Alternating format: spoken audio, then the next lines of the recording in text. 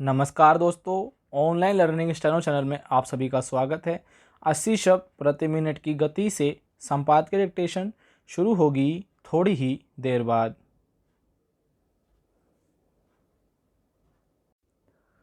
Start.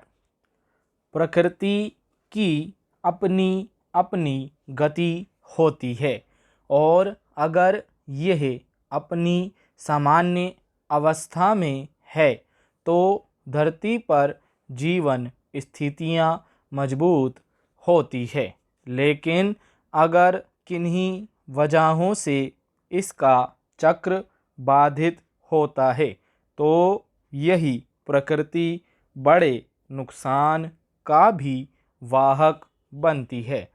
पिछले कुछ सालों से जलवायु परिवर्तन के मसले पर समूची दुनिया में चिंता जाहिर की जा रही है, लेकिन अब जिस तेज गति से मौसम के रुख में बदलाव और अप्रत्याशित उथल पुथल देखा जा रहा है, वह निश्चित रूप से एक बड़ी चिंता की वजह होनी चाहिए।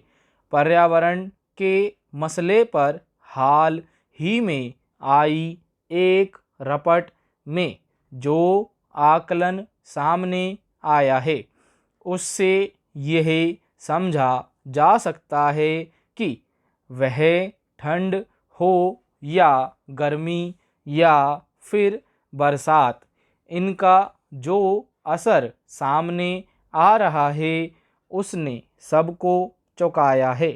कभी कड़ाके की ठंड तो कभी तेज गर्मी या फिर बेमौसम बरसात ने समूचे जनजीवन को बाधित किया है।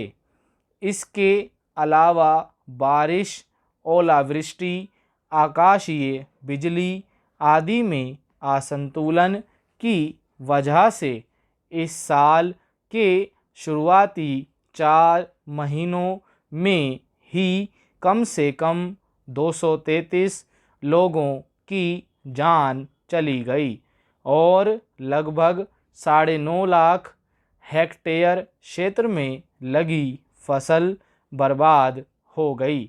इस तरह खेती किसानी को भी व्यापक नुकसान हुआ।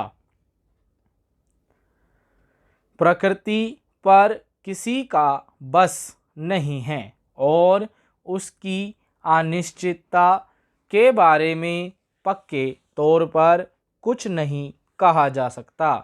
इसलिए अचानक ही होने वाली बरसात, बर्फबारी या फिर तापमान में अप्रत्याशित उतार चढ़ाव आदि की वजह से होने वाले नुकसान पर भी किसी का जोर नहीं चलता।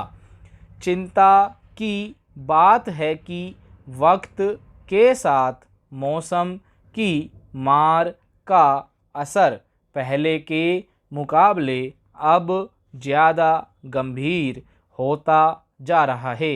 गर्मी, जाड़ा या बरसात आदि में असंतुलन की वजह से पिछले साल जहां देश के 27 राज्य बुरी तरह प्रभावित हुए थे, वहीं इस साल विपरीत मौसम की वजह से होने वाले हादसों या जानलेवा घटनाओं की चपेट में 32 राज्य आए।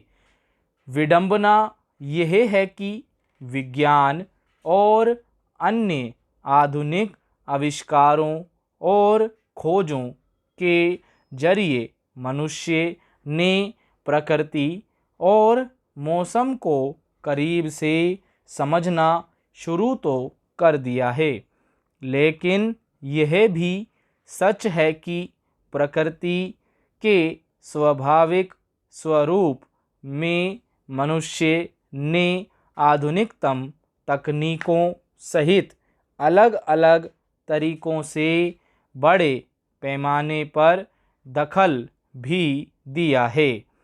यह बेवजह नहीं है कि ठंड, गर्मी या फिर बरसात के अलावा तूफान और बर्फबारी की घटनाएं भी असामान्य रूप में सामने आ रही हैं। स्टॉप।